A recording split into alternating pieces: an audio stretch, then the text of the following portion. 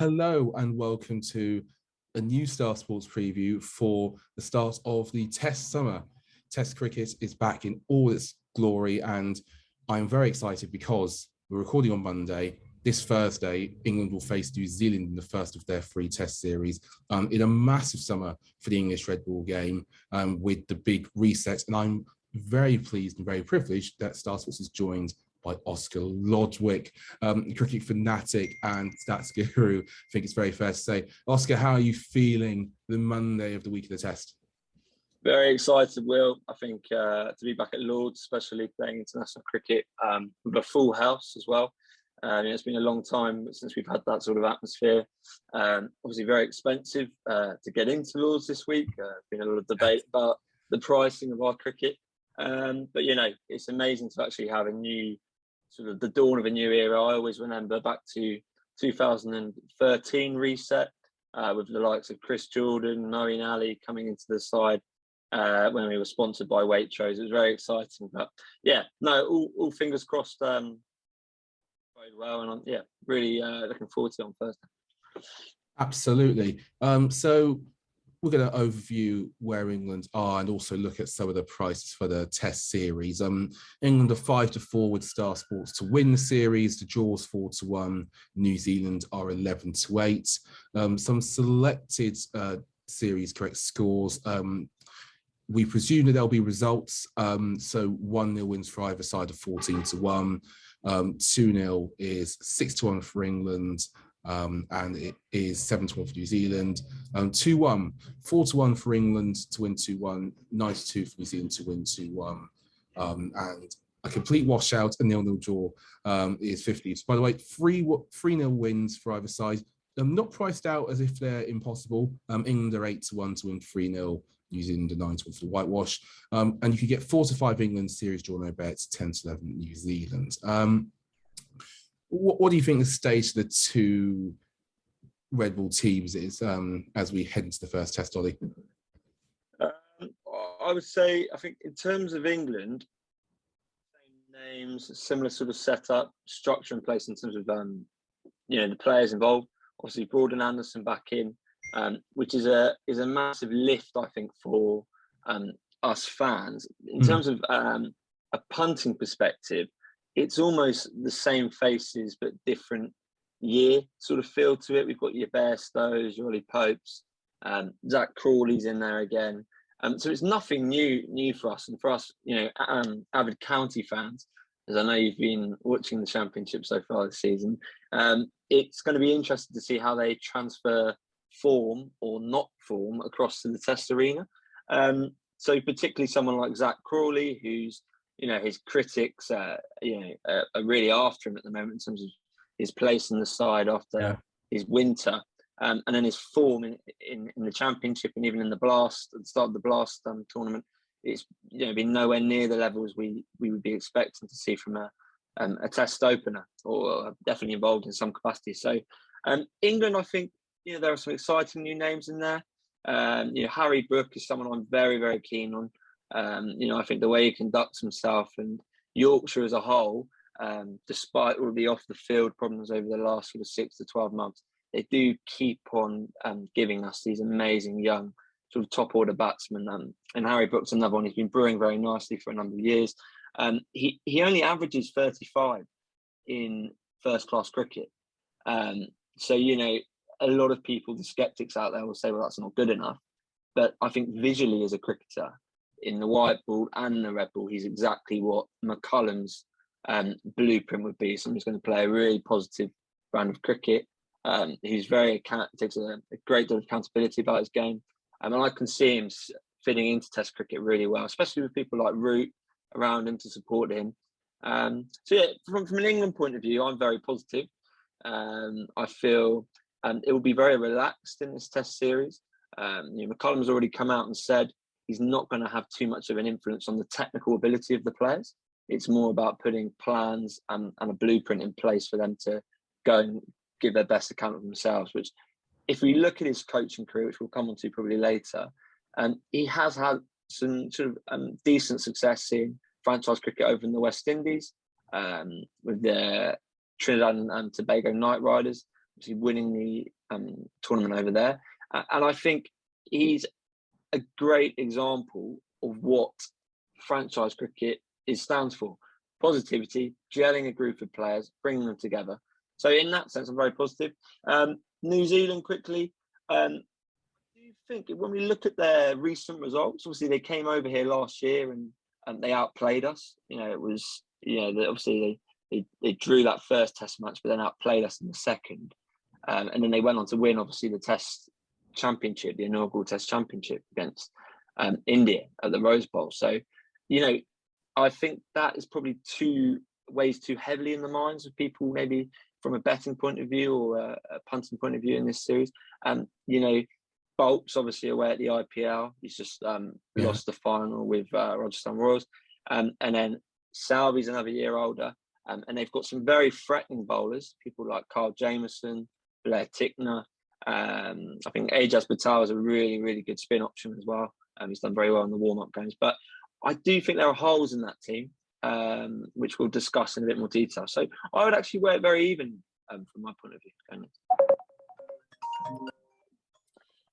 Apologies for that slight interruption there. I would agree very much with the assessment of those two teams. I think the McCullum addition is very important.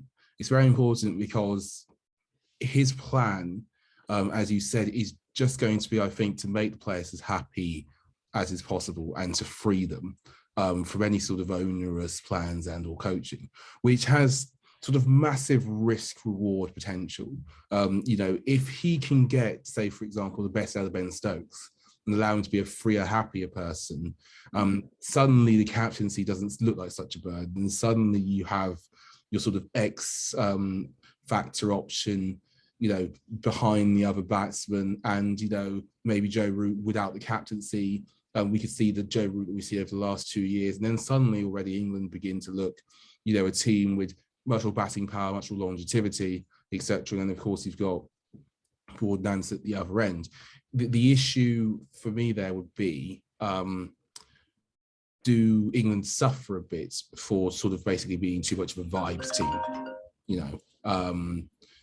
Do England suffer from not having all the structure, especially as that's been an issue, right? It's been an issue. Batting technique's been an issue. The structure leading's been an issue, etc. All that, and teams like New Zealand and South Africa down the line, they could rip that to pieces. But at the same time, and you referenced last year's defeat against New Zealand, this is a much better time to be playing. It's a much better time to be playing. Their preparation has been patchy. Few players at the IPL. They brought a touring group over here. Some got COVID and had to miss a couple of days training, as well as the match at Hove. 2 days that match rained off, and then they went to Chelsea and they were absolutely skittled. The top order just last week, 19 for 6.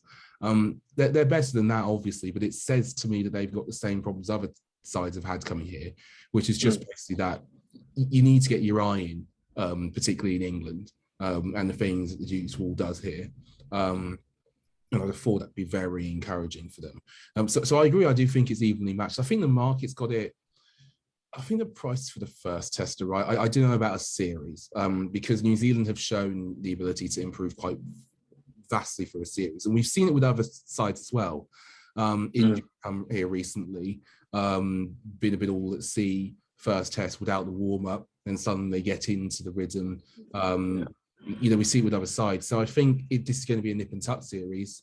I think for England, it's going to be just as much in terms of the head as well as, what physical state they're in. And I think for New Zealand, the key's got to be to sort of get running as fast as you can. 100%. Yeah. Apologies for that interruption. We had some technical gremlins, which hopefully you won't see too much of on this preview, but we were talking about New Zealand and where they are, and Oscar, you were talking about their test series record recently.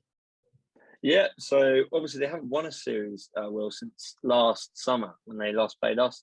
Obviously outplayed in those 2 test matches, but then they've gone on to play Bangladesh, South Africa. Bangladesh went there and actually won the first test, which was a massive sort of turn up in Ross Taylor's last game. And if we look at their in the last 12 months, it's probably not up to the levels that they were pre 2020, 2022. So I think we should probably not be as wary of them as the media and especially us people who are looking to have a bet on the series are. And I would say that obviously we have played 17 test matches in the last sort of year and a bit, but we've only won one. So we need to take that into account. But at the same time, I do feel we have a good understanding of many of our players. There's a lot of names in this New Zealand lineup which will be new to the non-cricketing badger.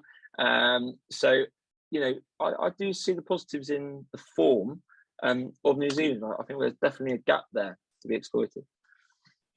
Yeah, I would agree. And also, for New Zealand can hit some incredible highs, we have seen some performance variation. You know, I would say haven't been as consistent as say South Africa or India have been, or even actually to a point Australia have been over the last year. And there's an opportunity, I think, very much to catch them cold. Just regarding anything else in the Test cricket summer, a couple of things we should be looking out for before we try and pick some series value. Well, county form is a massive thing in terms of backing English players. If we look at players like Harry Brook, if he is going to get a go, if we're looking at someone like Johnny Bairstow, for example, Johnny Bairstow's obviously been over in the IPL, so we have to take into account he's not played any red ball cricket for quite some time. Although with someone like Johnny Bairstow, we know he actually he did okay in the Ashes. He was sort of a bright point in some of our batting. He scored a fantastic 100. And he's someone who I feel is starting to find his feet in Test cricket. So one thing is county form, someone like Matthew Potts, who could make his debut, is firing on all cylinders in Division 2, albeit Division 2, but he is firing on all cylinders. Second, we have to take into account the current conditions over here in terms of what wickets we're going to see in this series. Historically, the first Test series of the summer, there are images of Jimmy and Broady swinging the ball miles and overseas players nicking off behind down the slope at Lords. Now we've had a very dry start to the year. Some of the runs we've seen in the county championship this year, scores of 500 plus on numerous occasions across both divisions. In general, I think the wickets in England this season are playing a lot better because of that dry weather. We are due a lot of adverse weather in the next sort of 2 to 4 weeks, which will come into my series predictions later on. But I do think we are still playing at home, and we should not underestimate our bowling unit. Someone like Craig Overton as well excels. When we look into his statistics, he takes 68% of his first class wickets before June. So if we take that at face value, that's a massive number, and it tells us a lot about how English players perform in their home conditions, or the optimal conditions. So those two things are massive. And I also think we need to be careful not to blur sometimes the past performances. I think when we're punting on cricket, someone like Devon Conway, for example, obviously came over last year, wowed everyone with that amazing, with a double 100. But he is someone who I still would like to take on in the red ball game. I don't think he's someone who's organised enough to succeed on a consistent basis. He's only played 7 test matches as well, which people can forget very easily. So, looking at past performance is something which I tend to avoid when punting on cricket, just because, it's the first test series of the summer, and we need to take everything as they come. Yeah, I think the point about county championship form is really important. I think the standard in the county championship, to me, has seemed very high this season. We've had a lot of really impressive performances from overseas players, and they've been going sort of head to head with the best of our home base players, and I think that will be a big help, especially in getting us to a reasonably fast start. It's just a shame actually we've lost some players who've been playing in the county to injury. The average amount of runs, as you were saying, for county championship this year is about 11 higher per wicket. Yeah. We've had there's been criticism of roads, but you're right, we've had a very dry time of it. It's been harder, I think, just to produce those pitches, but it does also mean that some players will have their eye in, and that will be, I think, a benefit, especially going through the summer. We have an England side that is starting at least with a decent amount of game time. One thing I'd definitely be looking for sort of as the summer goes on, or one thing I'd definitely be taking note of is players and workloads, particularly our bowlers, because unfortunately we've lost the majority of our non-Anderson Broad attack. Potts could get a chance. I think that's exciting for him, but losing Mahmood, a blow. We don't know yet. We don't know how bad I think Ollie Robinson's situation is. He seems to be 3/4 the way there, but not quite. And I think that's a big blow. And I think we could get into a situation where Broad and Anderson are not just their strike bowlers, but they're also doing the heavy and harder yards as well, even with Wokes in there, even with Overs in there, even with root bowling. And I think that'll be something to track through the summer. Yeah, 100%. And I think workload and looking at the players missing as well, something I'll add on as well. See, for New Zealand, obviously Bolt's on the IPL. Yeah. We look at someone like Parkinson, so players who aren't playing, who haven't been picked. These players will come back, and I'm sure that someone like Matthew Parkinson will play a role in a Test match this summer. However, again, workload, another thing to talk about. Jack Leach, numbers wise, not overly successful, but down in the Caribbean, he bowled loads and loads of overs. I mean, he's really sort of starting to find his feet in that role as the frontline spinner. He's really been given the chance now that you're the number one. Sort of in that, you look at our past spinners, Graham Swan, going back to Robert Croft, Phil Tufton, and Ashley Giles. They were given that role to bowl loads and loads of overs and take wickets for England. So Jack Leach is someone who, not just as a Somerset man myself, I do genuinely believe we'll see him at his best this summer, because he's been given that after a really rough ride in the Ashes, where he was mucked around. Obviously, he should have played in the second test, or was it, I think, the second test in the Ashes, but instead he was picked on the green top, or where he was going to get hit all over the place, and that obviously dented his confidence. He was carrying water bottles for the next few tests. So yeah, he's going to be the prime spinner now, which is, I think, really exciting for him. Absolutely. And finding sort of frontline spinner as well, probably going to be a big part of this summer for England. Any thoughts regards the series market with New Zealand? At the moment, we don't have outright player betting for top wicket takers and run scorers, but I imagine they'll link pretty close to the first test market, which we'll discuss in a minute. Yeah, so the way I viewed it is, with everything taken into consideration, what we talked about as well today, I do fancy England across the series. I think starting at Lords is a really good thing in terms of what we've got as a new era, new dawn. I fancy, statistically, we're pretty sweet at Lords in a test opener when it's happened, and I think England at 2-0 at 6-1, I think it's priced up with Star. I think is a really, really interesting price. And then coming back to that rain, which I was talking about earlier on, I heavily expect that some of these games will be impacted by the weather. We could see some very frustrating, sort of drawn out, sort of 5-day draw sort of fit situation. So 1-0 is 14-1 England. But the way I see it is it will be an England win. And I can't actually see New Zealand troubling the scoreboard. And the reason why is due to their batting. So Kane Williamson is probably the only person in that top order who I really can strongly say will succeed in England this year. He's gone okay in the warm-up games. He scored a nice half-century the other day. As I was referring to, Devon Conway came in and played one game. He got 2 and 5. People like Tom Latham, is struggling for runs at the moment. There's Young as well, who's relatively unexposed to his conditions. Obviously, they've got a very, very middle order or lower order. You've got people like Colin de Grandhomme, like Mitch Santner, if he comes in to be involved with the games. But then again, these players aren't exactly firing on all cylinders of the past. Someone like Colin de Grandhomme is way past his sell-by date in terms of Test match cricket. He's had county stints. He played a few games for Surrey, a couple of weeks ago. Nothing of note. High score of 40.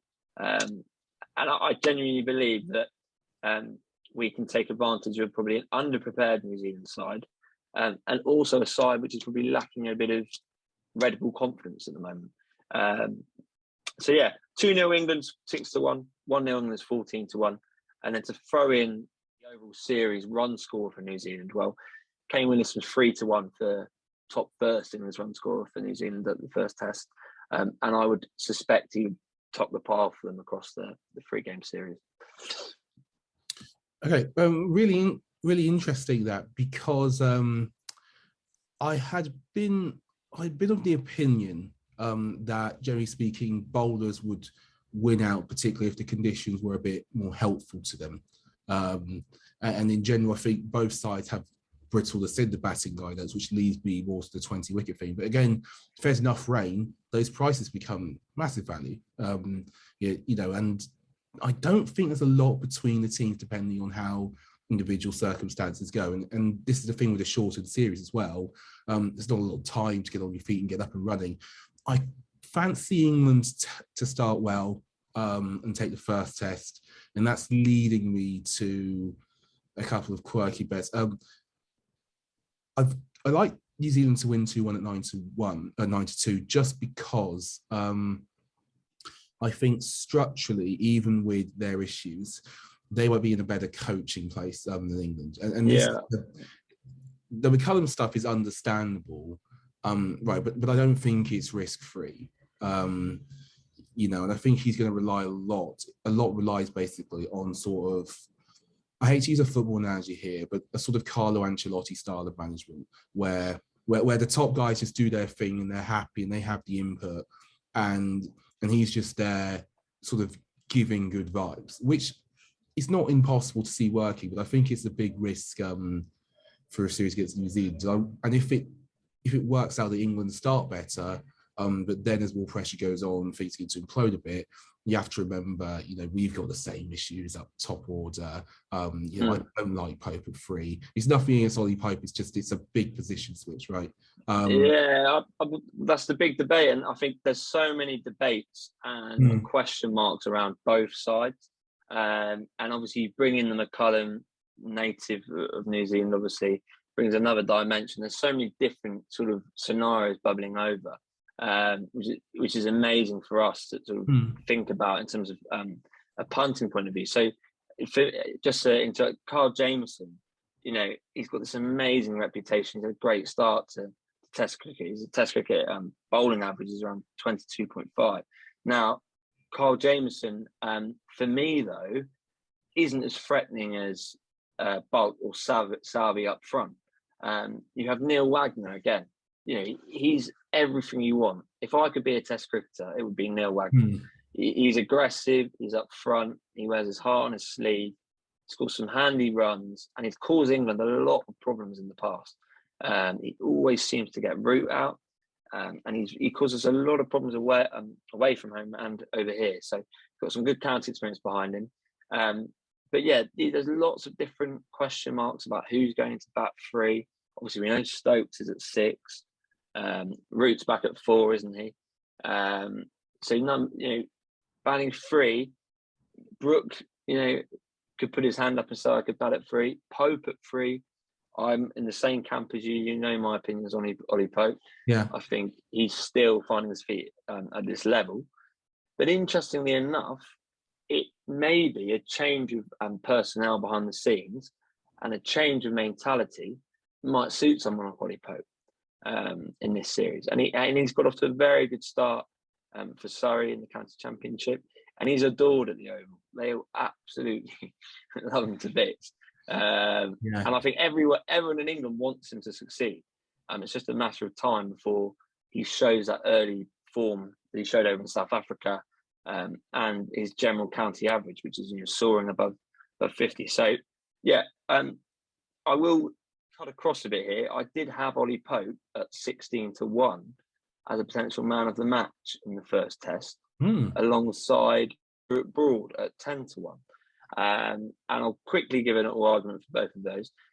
Pope, for all the reasons just listed, change of personnel behind the scenes, drier wickets.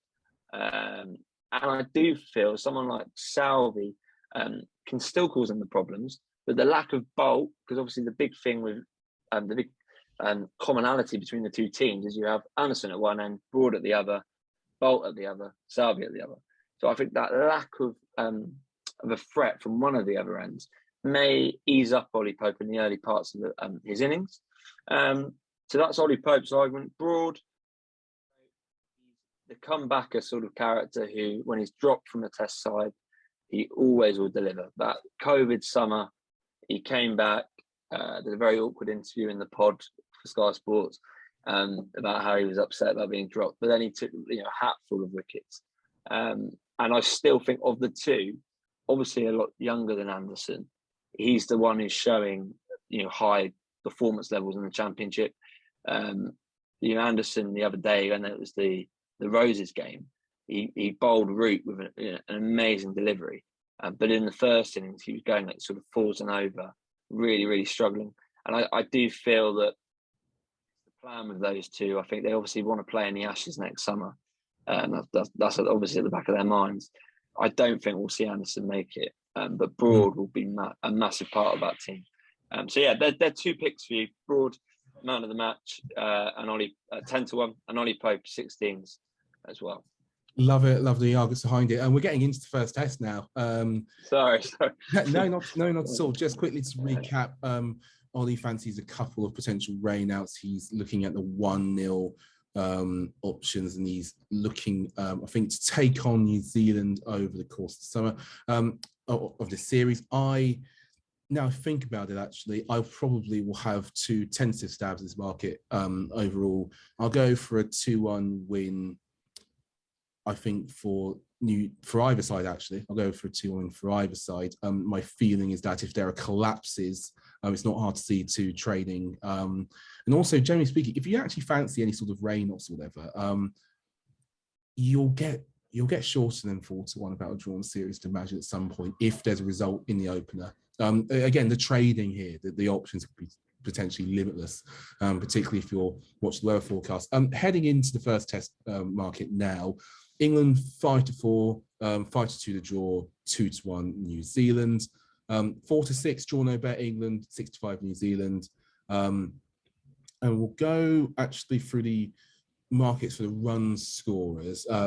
Joe Root is leading the top run scorer market in the first innings for England. These will refresh, by the way, throughout play. So just go and visit our website at breaks of play, and you'll get odds for the next innings and so forth. Joe Root's 9-4, Ben Stokes is 9-2, 5-1 Johnny Bairstow, 11-2 Alex Lees and Zach Crawley, 6 is Harry Brook. These are pre-team announcements, and 6 is Ollie Pope, which might well be a potential interest. Then it's 12s for Ben Stokes, 33s for Craig Overton, 66 is Barr. Kane Williamson leading the betting for New Zealand, ahead of Tom Latham at 72, Devon Conway at 4-1, 92 Henry Nichols, 5s Hamish Rutherford and Will Young, 7s Darryl Mitchell, and 15-2 Michael Bracewell with Colin de Grandhomme and Tom Blundell at 9s, and Cam Fletcher, who I do want to speak about a little later, is 10s. Anderson leads Broad in the betting for the top wicket taker, 9-4 Anderson, 5-2 Broad. 4s Overton, Potts, 5 Stokes, Leach 11-2, and Joe Root 20-1. And then last but not least, for New Zealand, Trent Bolt 11-4 favourites, just ahead of Carl Jamieson and Matt Henry and Neil Wagner and Tim Salvi. They're all 3-1. You can get 9-2 about Blair Tickler, 5s Colin de Grandhomme, and Ajas Patel 11-2 shots as the top wicket taker for New Zealand. My main theme of this summer, I think, will be to try and take on top order batters, at least early, particularly if there's clouds in the air and this is a bit weather dependent. Joe Root is sort of an exception to the rule a bit, just because of his sheer quality. But that said, I noticed that he's been in brilliant form, especially away from home, when the pitches have been a bit flatter, and he's had the chance sometimes for a bit more protection from the opening batters. That might not be the case for some innings here. And I'm intrigued, I'm interested by the fact you can get 92 bar if you're willing to take on Root. And Bess, and the two that sort of do stand out to mind are Ben Stokes and Ben Folks, the Bens. Folks, just because, much like South Africa, in a way, actually, middle to lower order batsmen in England can get a chance to have a big impact on the series. Stokes, again, shows this already. Look at his performances in the Ashes against a top quality attack with a Duke's ball in hand that has a lot of pace and bounce, but can also swing it if needs be. Yeah. He has sort of similar situation here where Stokes, who has gotten his eye in a bit, right? He's played a bit of county cricket. He's looked good on some occasions. He's not coming in. The Stokes talking about, Will? The Stokes? Stokes, yeah. Yeah, so I would have a quick question mark around both of those Bens. I think Folks, undoubtedly the best keeper in county cricket, the best keeper in England, and you could go as far as saying one of the best glovemen in the world. But I can't name you, apart from maybe one innings in Sri Lanka a few years ago, where I've looked at him as a batsman and thought he can come in at 7 and steer our lower order to a good target.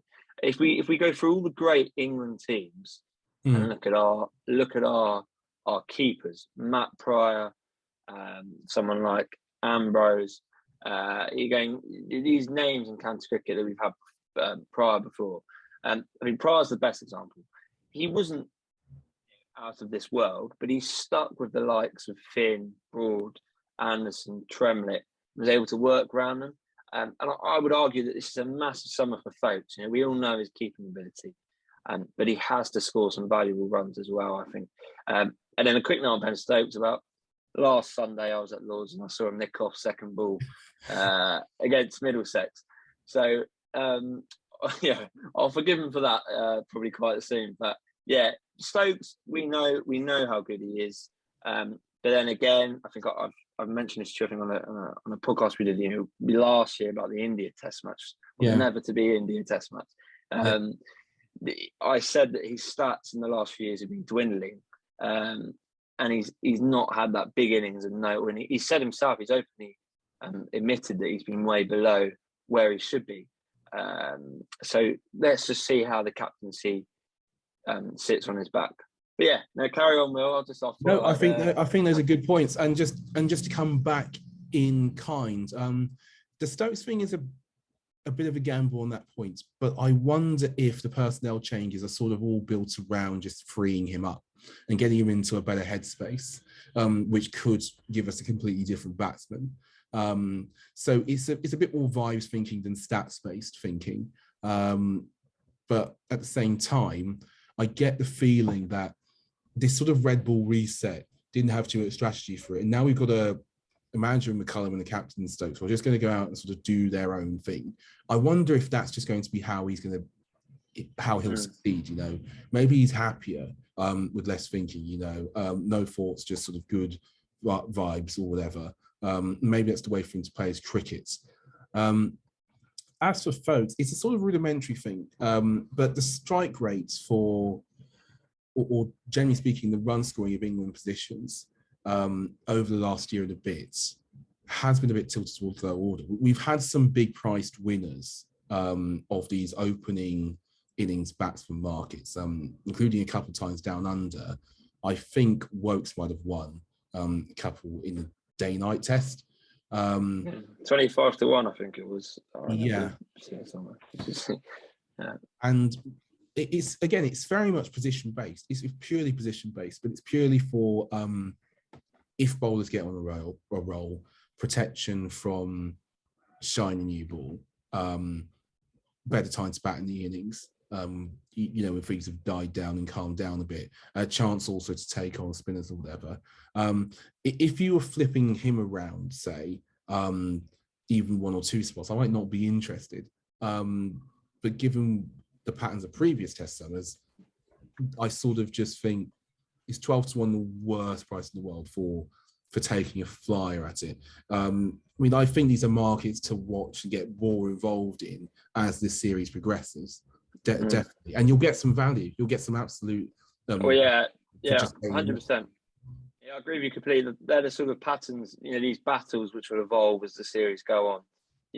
Anderson up against Williamson, near the top of the order. We'll see someone like Devon Conway, Broad.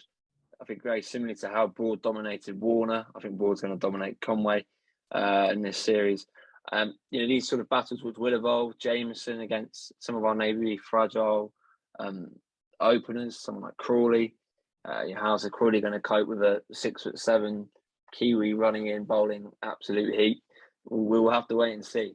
But yeah, definitely that's a really good bit of advice. Watch for the patterns as the series goes. And when we look at run lines, obviously we don't have any run lines out on Star yet, but when we think about the general run lines of players, it's probably the best way to transfer your opinion or your visual clues from the runs across onto your betting on cricket. So for example, if you feel Ollie Pope is in really good form, you can back him over 31.5 for etc. Even money, which isn't price wise is not going to be amazing, but it is great value if you do back that player to score those runs. Absolutely. Regarding the man of the match, I think he made great cases, and I think also there is a proper bit of value in the man of the match if you fancy your player to have a big impact on the game. You're getting 8-1, and that's just for Ben Stokes. A couple I do fancy, but Stuart Broad, I think is a great shout. Right, particularly also if there's mixed weather forecasts and he gets to bowl with sort of cloud assistance. It's not hard to imagine him or indeed James Anderson having big impacts, and I don't see why he's a point bigger. And also, Broad is not the batsman he used to be, not by a long shot, unfortunately. There are still far worse tail enders, and there is that sort of teeny bit of onside edge you have if he is a big factor in the game. So I do think he's a bit of interesting value.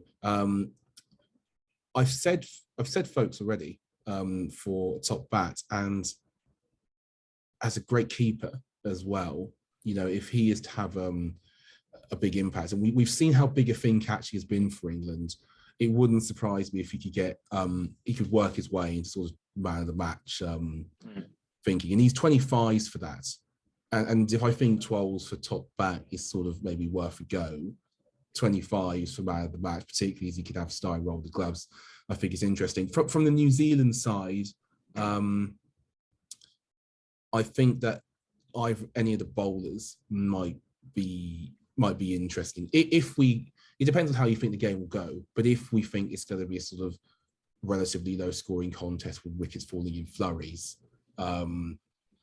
you're getting 10-1 and above for them in the man of the match market, outside of Kane Williamson, who I think we might need to see sort of warm up and get into the series. Yeah, no, I completely agree with that. I do think the low scoring argument is something which every England fan is going to be fearing the worst on Thursday if we put into bat first. And it's just sort of running joke. Obviously, not a joke, it's the reality of the last 12 to 18 months of our cricket that we don't get off to the best of start. But like you said, McCullum freeing up the order. There's going to be a lot more fluidity in our lineup in terms of how they approach the game, perhaps. But yeah, I would like to chuck in another Kiwi, just so we don't offend any Kiwi viewers out here. Ajaz Patel, massively underrated bowler in terms of if we're looking at that top series wicket taker market for New Zealand. Or in fact, if it is a belter in terms of the weather for the next 3-4 weeks, we might see some more turn. So I was looking at a direct comparison between Patel and Leach. Patel obviously averages 27.13 in Test match cricket with the ball. Leach 31.88. Now, like I was saying earlier in the video, Leach is obviously someone who can have a lot more overs under his belt. Someone who's going to have a lot more experience. Single-handedly won Somerset the game the other day against Gloucestershire, and not pro spinning conditions. And we have to remember though that Ajaz Patel was only the third player in history of the game to take 10 wickets in the first innings. He took 10 for 119 against India in December, which is an amazing achievement in itself. So he's someone who is massively underrated, I feel, as a threat. 'Cause obviously with New Zealand, we think of these frontline seamers. We probably don't always associate good spin options with the Kiwis. Well, we did used to have Vittori, Jeetan Patel, etc. But for a while now, there hasn't been, a primary spinner, I would say, for New Zealand. So, yeah, just interesting there. I think elsewhere you can get him at around about 11-2 for top series wicket taker for New Zealand. Yeah, interesting there. And yes, he was absolutely brilliant. And again, the value also of a spinner, I think, would be fairly important because we've talked so much about quick bowlers. I think it is important to remember a good spinner can cause a lot of havoc in England, and we have seen that previously on many occasions. Sort of just getting to the wrap up here. So we've spoken a lot of good stuff, but let's just quickly run through sort of the best. Doesn't have to be picks, but the best sort of guides and trends. So starting with the series for anybody who might have missed earlier and forgotten. So where are you standing on our series markets, and where are you standing on anything to look forward to over the summer briefly? Yeah, for the series, I think I'm in the England camp. You can get England 2-0 at 6-1, and England 1-0 at 14-1, and that's my theory regarding any adverse weather. Hopefully, there won't be egg on my face after 3-4 weeks of sunshine. So yeah, I think an England win is where I'm leaning, and there was obviously some good value there.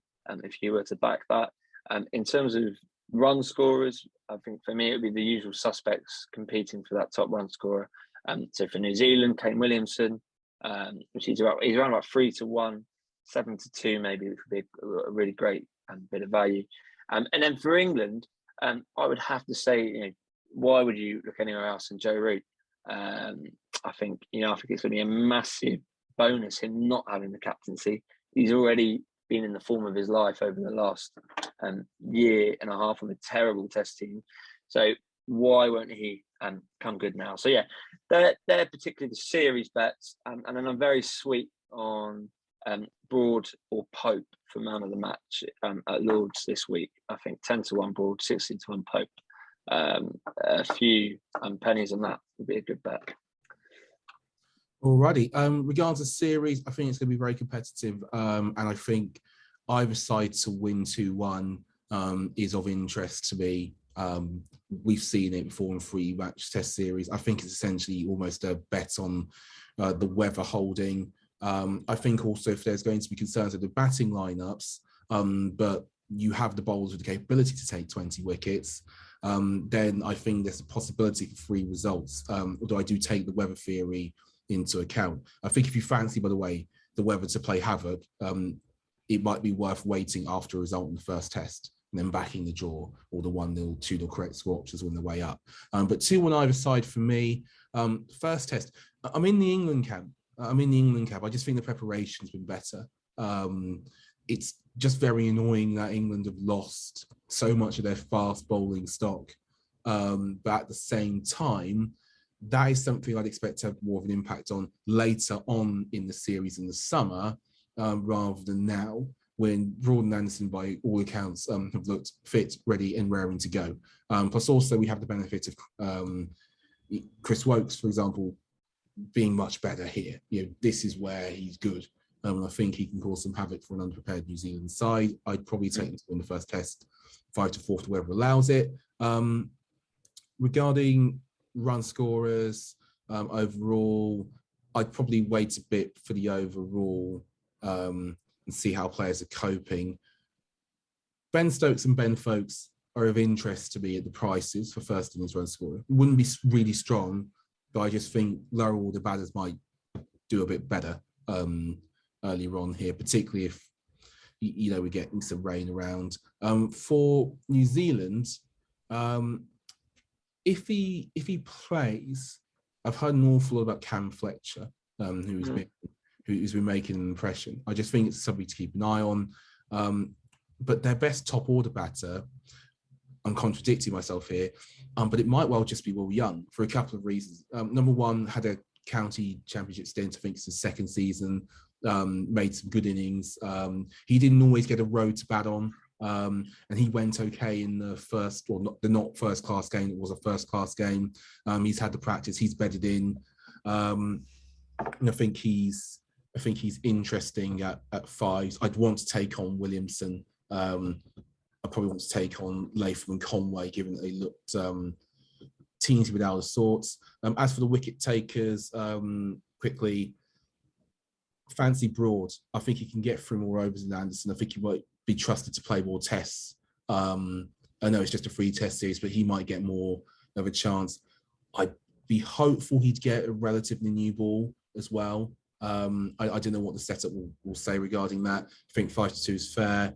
For New Zealand, this is really tricky. I wouldn't be going in strongly because they've got such depth.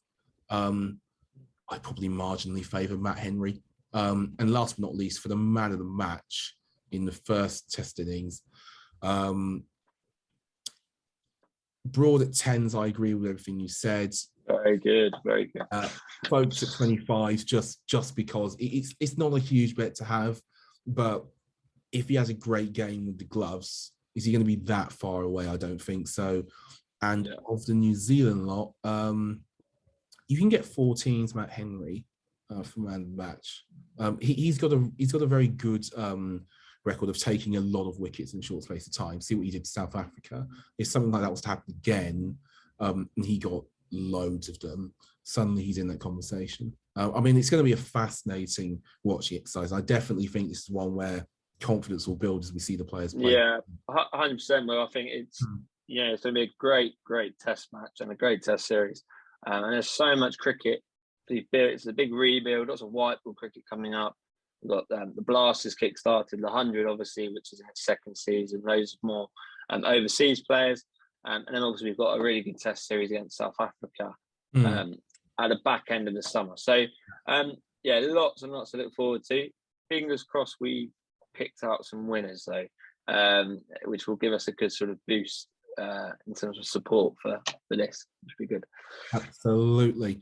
It's been an absolute pleasure, Oscar. Yeah, thanks, and hopefully we'll be looking at a Broad Fifer and a Pope. Very happy. So, Fingers crossed. Cheers.